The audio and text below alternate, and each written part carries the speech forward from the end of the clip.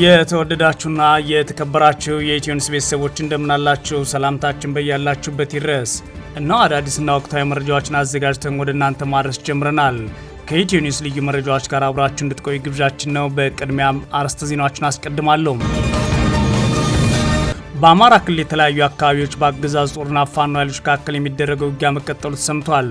አገዛዙ በሸዋ ቀጠና የከፈተውን በከባድ መሳሪያ የታገዘ ውጊያ በንጹሃን ላይ ከፍተኛ ጉዳት እያረሰ ነው ሲሉ የመረጃ ምንጮች ተናግረዋል።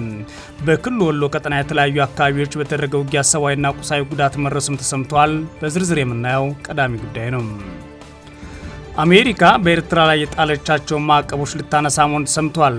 ሮይተርስ አገኘሁት ባለው መረጃ በኤርትራ ላይ የተጣለውን ማዕቀብ ማንሳት ብቻ ሳይሆን አሜሪካ በኢትዮጵያ ላይ በባህር በር ጉዳይ አቋሟን ይፋ አድርጋለች ተብሏል። የዜና ወኪሉ የጠቀሰው የአሜሪካ መንግስት ውስጣዊ ሰነድም የባህር በርን በኃይል ለማግኘት የሚደረግን የትኛውም አይነት ሙከራ እንደምንቃወም ለኢትዮጵያ በተደጋጋሚ አሳውቀናል ይላል ተብሏል። በዝርዝር የምናየው ሌላኛው ጉዳይ ነው። ማርኮ ሩቢዮ አሜሪካ ዓላማዎቿን በማሳካቷ ኢራን ላይ የተከፈተችውን የማጥቃት ዘመቻ አብቅቷል አሉ። የሆርሙዝ ወሽመጥ ለእንቅስቃሴ ክፍት መሆኑን ደግሞ የአሜሪካ ጦር አስታውቋል። የአገሪቱ ፕሬዝዳንት ዶናልድ ትራምፕ ኢራን መሸነፏን አምና እጇን መስጠት አለባት ብለዋል። የተወደዳችሁና የተከበራችሁ የኢትዮ ኒውስ ቤተሰቦች አብራችሁ ውስጥ ቆዩ። እነዚህና ሌሎችን በዝርዝር ትሰማላችሁ። መልካም ቆይታ ያውላችሁ። በአማራ ክልል የተለያዩ አካባቢዎች በአገዛዝ ጦርና በፋኖ ኃይሎች መካከል የሚደረገው ውጊያ መቀጠሉ ተሰምቷል። አገዛዙ በሸዋ ቀጠና የከፈተው በከባድ መሳሪያ የታገዘ ውጊያ በንጹሃን ላይ ከፍተኛ ጉዳት እያደረሰ ነው ሲሉ የመረጃ ምንጮች ነግረውናል። በተመሳይ በወሎ ቀጠና የተለያዩ አካባቢዎች በተደረገ ውጊያም ሰብአዊና ቁሳዊ ጉዳት ደርሷል። በደቡብ ወሎ ዞን ከደሴ ከተማ ቅርብ ርቀት በሚገኘው አልብኮ ወረዳም የፋኖ ኃይሎች በከፈቱት ውጊያ በርካታ የአገዛዙ ጦር አባላት ተገድለዋል ሲሉም የኢትዮ ኒውስ የፋኖ የመረጃ ምንጮች ተናግረዋል። በአልብኮ ወረዳ ነጋሽ ከተማ ውስጥ በተደረገ ውጊያ ከ20 በላይ የአገዛዙ ጦር አባላት ሲገደሉ ሌሎች ደግሞ ቆስለዋል ነው ያሉት የመረጃ ምንጮች። በውጊያው ከተገደሉት መካከል አብዛኛዎቹ የአድማ ብተናና ሚኒሻ አባላት መሆናቸውን ነው ጨምረው የተናገሩት።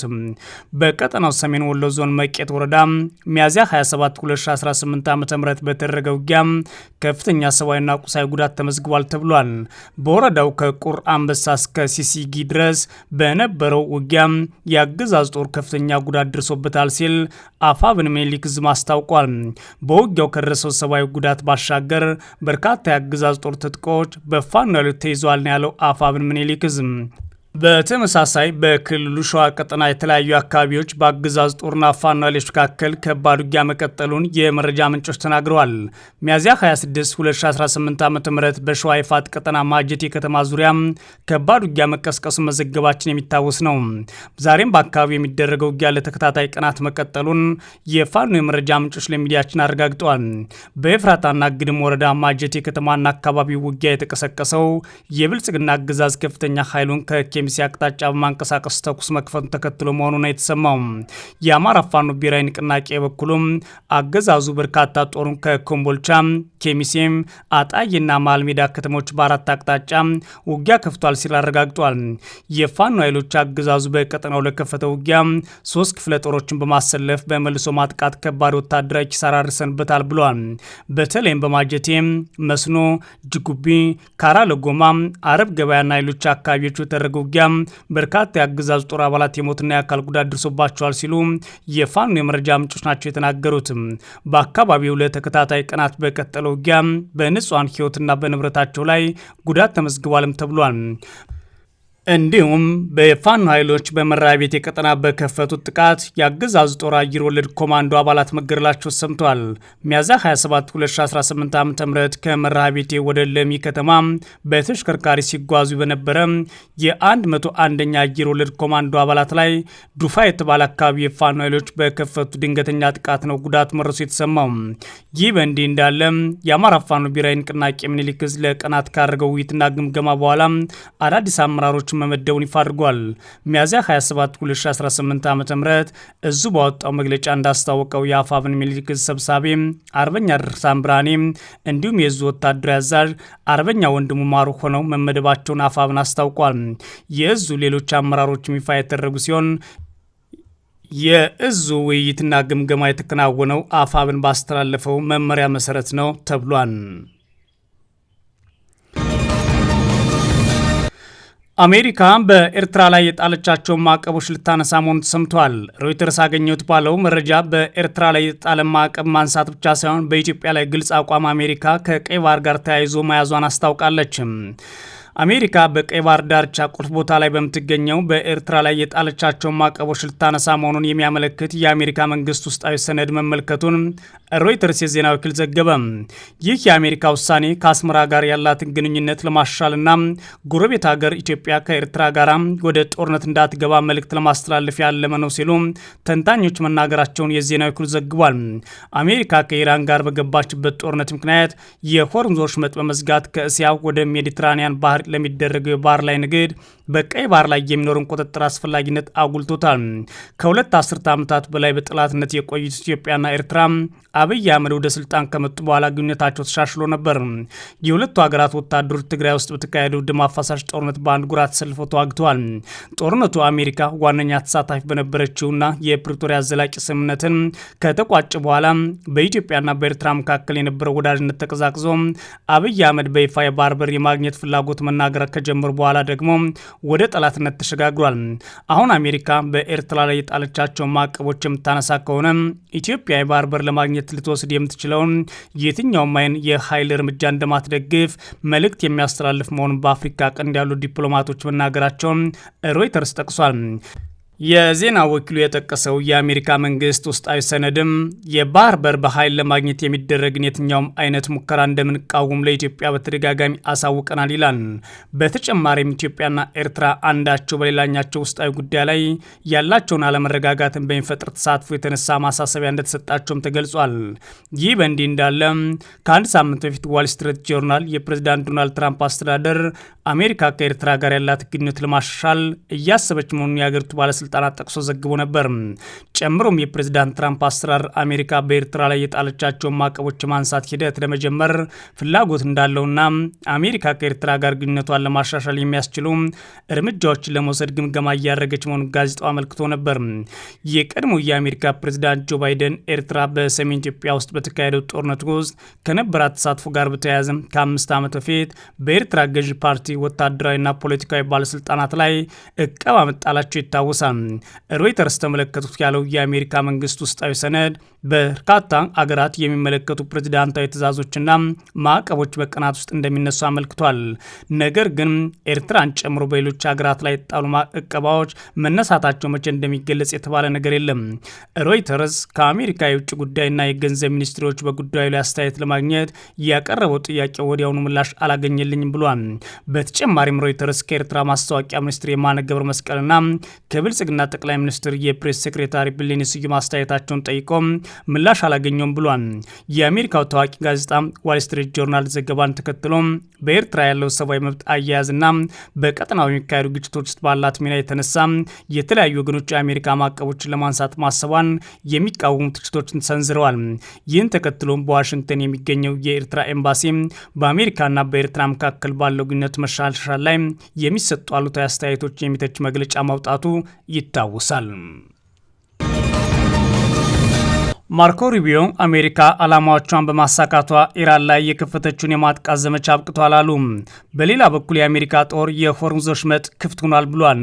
የአገሪቱ ፕሬዚዳንት ዶናልድ ትራምፕ ደግሞ ኢራን መሸነፏን አምና እጇን መስጠት አለባት ብለዋል። በኢራንና በአሜሪካ መካከል ያለው የዲፕሎማሲና ወታደራዊ እንቅስቃሴ አሁንም ጋብ አላለም። አሁን ላይ የሁኔታዎችን ግምገማ በማየት አሜሪካኖች በአብዛኛው ኢራን የተሸነፈች መሆኗን ለዓለም ለማሳመን ጥረት እያደረጉ ነው። በኢራን በኩል ደግሞ በአብዛኛው ዲፕሎማሲያዊ መንገዶችን ከመጠቀም ይልቅ በአንጻሩ የሰላም ድርድርን ወይም ደግሞ የተኩስ አቁሙ እንዲጸና ፍላጎት እንዳላቸው አሁንም የሚያሳዩ ምልክቶችን እያዳከሙ መጥተዋል። የአሜሪካ ውጭ ጉዳይ ሚኒስትር ማርኮ ሩቢዮ ማክሰኞ ዕለት በዋይት ሀውስ በሰጡት መግለጫ ዩናይትድ ስቴትስ ዓላማቿን በማሳካት በኢራን ላይ የጀመረችው ወታደራዊ ዘመቻ መጠናቀቁን ይፋ አድርገዋል። አሜሪካ በኢራን ላይ ጥቃት መፈጸም የጀመረችው የካቲት 21 2018 ነበር። ሩቢዮ በዋይት ሀውስ በሰጡት በዚህ መግለጫ ኦፕሬሽን ኤፒክ ፌሪ ተጠናቋል። የዘመቻው ዓላማዎቻችን አሳክተናል። የሰላም መንገድ እንመርጣለን። ፕሬዚዳንቱ ከስምምነት ላይ መድረስ ይፈልጋሉ ሲል ተናግሯል። ሩቢዮ አሜሪካ ሰኞ ዕለት አዲስ የጀመረችው ዘመቻ ዓላማ የሆርሙዝ ወሽመጥ ማስከፈት መሆኑን ተናግሯል። ይህ አነስተኛ መጠን ያለው ዘመቻ ከመጀመሪያው ወታደራዊ ዘመቻ የተለየ መሆኑን በመግለጽ አሜሪካ ካልተተኮሰባት በስተቀር ወታደራዊ ምላሽ አትሰጥም ብለዋል። አሜሪካ በኢራን ላይ ጦርነት የከፈተችበት አንዱ ምክንያት የኒውክሌር ጦር መሳሪያ እንዳታመርት ለመከላከል ነው። አሜሪካ የኢራን በከፍተኛ ደረጃ የበለጸገ 408 ኪሎ ግራም ዩራኒየም ማውጣት እንዲሁም የሆርሙዝ ወሽመጥ ለመርከቦች እንቅስቃሴ ክፍት ማስደረግ እስካሁን ድረስ አልቻለችም ይላል ቢቢሲ። ሩቢዮ በመግለጫቸው ላይ የሆርሙዝ ወሽመጥን በመዘጋቱ መንቀሳቀስ ስላልቻሉ መርከቦች መንገዱን ለማስከፈት የተጀመረው ዘመቻ ከ87 ሀገራት የተውጣጡ የ23000 ሰዎችን ሰቆቃ የሚያስቆም ነው ብለዋል። በሆርሙዝ ወሽመጥ ላይ ባለው ግጭት ምክንያት እስካሁን ድረስ 10 ባህርተኞች መሞታቸውም ተናግረዋል። ተነጥለው ነው ያሉት፣ እየተራቡ ነው፣ ተጋላጭ ናቸው። ቢያንስ 10 ባህርተኞች በዚህ የተነሳ ሙተዋል። ሲቪል ባህርተኞች ነበሩ ብለዋል። ሩቢዮ ሞቱ ስላሏቸው ባህርተኞች ዝርዝር መረጃ ከመስጠት ተቆጥቧል። ሩቢዮ ከበርካታ መርከቦች ጋር የሆርሙዝ ወሽመጥ አቋርጦ ስለመውጣት በመነጋገር ላይ መሆናቸውን ተናግረዋል።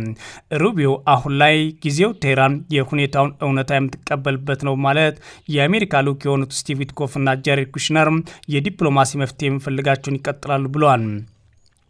ጨምሮም ሩቢዮ መፍትሄው ኢራን የሆነ ስፍራ የደበቀችውን የኒውክሌር ቁስ ይመለከታል ሲሉ ተናግረዋል። ፕሬዚዳንቱ የድርድሩ ሂደት አካል የበለጸገው ዩራኒየም ብቻ ሳይሆን የሆነ ስፍራ እየቀበሩትን ቆፍረው ማውጣት ከቻሉ ምን ሊፈጠር እንደሚችል ግልጽ ነው ብለዋል። ሩቢዮ በሁለቱ ሀገራት መካከል እየተካሄደ ነው ስለባለው ውይይት ተጨማሪ መረጃ ከመስጠት ተቆጥቧል ይላል ቢቢሲ። ይህ በጣም ውስብስብ ነው፣ በጣም ቴክኒካዊ ነው። ነገር ግን እነሱን ለመደራደር ፈቃደኛ ስለሆኑባቸው ርዕሰ ጉዳዮችና እነዛ ንግግሮች ጠቃሚ ለማድረግ በግንባር ቀደምትነት ሊያደርጉ ስለሚችሉ መጠን በጣም ግልጽ የሆነ ዲፕሎማሲያዊ መፍትሄ ሊኖረን ይገባል ብለዋል። በሌላ በኩል የአሜሪካ ጦር የሆርሙዝ ወሽመጥን ክፍት አድርጊያለሁ ብሏል። የአሜሪካ መከላከያ ሚኒስትር ፔት ሄግሴት እና የአሜሪካ ጦር ኃይሎች ጠቅላይ አዛዥ ጀነራል ዳንኬን በጋራ በመሆን ዛሬ በተሰጡት ጋዜጣዊ መግለጫ የሆርሙዝ ወሽመጥ ክፍት ሆኗል ብለዋል። የመከላከያ ሚኒስትሩ አሜሪካ ጦርነት አትፈልግም ያሉ ሲሆን ነገር ግን ኢራን የሆርሙዝ ወሽመጥ ዘግታ እንድትቀመጥ አንፈቅድም ብለዋል። ሚኒስትሩ አክለውም የፕሮጀክት ፍሪደም ግብ ገለልተኛ የሆኑ የንግድ መርከቦችን ከኢራን ጥቃት መከላከል ነው ብለዋል። ሄግሴት አክለውም ሁሉም የአሜሪካ ባንዲራ የሚያውለበለቡ በመርከቦች በወሽመጡ በኩል ማለፋቸውን ገልጸው መስመሩ ነፃ ነው ማለት ኢራናውያንን ተዋርደዋል ሲሉ አስታውቀዋል። የተኩስ አቁም አልረፈደም ያሉት ሄግሴት ኢራን ዳግም ግጭት ላለመጀመር እንድትጠነቀቅና የተኩስ አቁሙንም እንዳታፈርስ አስጠንቅቀዋል። የአሜሪካ የጦር ኃይሎች ጠቅላይ አዛዥ ጀነራል ዳንኬን በበኩላቸው ኢራን የተኩስ አቁም ከተጀመረ አንስቶ 10 ጊዜ ያህል የአሜሪካ ጦር ላይ ጥቃት ፈጽማለች ሲሉ ከሰዋል። አክለውም እነዚህ ጥቃቶች በአሁኑ ሰዓት ጦርነቱን ለመጀመር ከመስፈርቱ በታች ናቸው ብለዋል። ኬን ኢራንን በሆርሙዝ ወሽመጥ ላይ ያለውን የዓለም አቀፉን የአቅርቦት ሰንሰለት እንደ ጦር መሳሪያ በመጠቀም የሆነ እጅሏ ሲሆን የመላው ዓለም ምጣኔ ሀብትን አግታ ለማያዝ ጥረት አድርጋለች ሲሉም ከሰዋል። ይህ በእንዲህ እንዳለ የአሜሪካው ፕሬዚዳንት ዶናልድ ትራምፕ አሁን ላይ ኢራን ሙሉ ለሙሉ ተሸንፋለች፣ ማመንና እጇ መስጠት አለባት ብለዋል። ትራምፕ በኦቫል ኦፊስ ለጋዜጠኞች ሲናገሩ የኢራን ጦር ደካማ መሆኑና የመጫወቻ ጠመንጃዎቹን ይጠቀማል ሲሉ ተሳልቀዋል። ኢራን በአደባባይ የምትለው ሌላ ቢሆንም በሚስጥር ግን ከስምምነት መረስ ትፈልጋለች ሲሉም ትራምፕ ተናግረዋል። ጨዋታ ይጫወታሉ፣ ነገር ግን አንድ ነገር ልንገራችሁ፣ ከስምምነት ላይ መድረስ ይፈልጋሉ። ጦሩ ሙሉ በሙሉ ከመወደመበት ማን የማይፈልግ አለ ብለዋል። የአሜሪካ ፕሬዚዳንት ዶናልድ ትራምፕ ኢራን ምንም ከአማራጭ የላትም በማለት የቴህራን ባለስልጣናት ከአሜሪካ ጋር ሲነጋገሩና ቴሌቪዥን ላይ ሲቀርቡ የተለያዩ ነገር ይናገራሉ ሲሉ ተችተዋል። ምንም አማራጭ የላትም ኖራትም አያውቅም በማለት የኢራን ጦር መክሸፉን ዳግም ተናግረዋል።